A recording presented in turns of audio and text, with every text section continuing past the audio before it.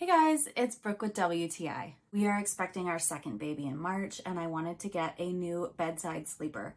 I love this one from Ocodile. It comes with this great mattress and the sides are mesh, so I don't have to worry that the baby is not going to be able to breathe.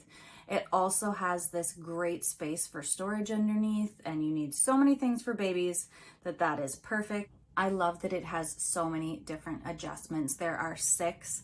I like to put it on the highest one for our room, and it is awesome that it has this low setting for sitting beside my glider nursery chair. I also love how easy it is to turn it into bedside mode. All you have to do is squeeze together this pole and it comes right down, but it's also very secure.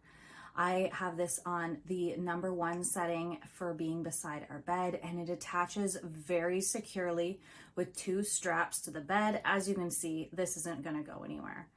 I also love that it all zips apart to be able to wash it, which is great because babies can be really messy, especially in the beginning, so I love how easy that is. I also thought it was a really cool feature that it came with this detachable mosquito netting, so if you want to have the baby outside, you know that they're going to be protected.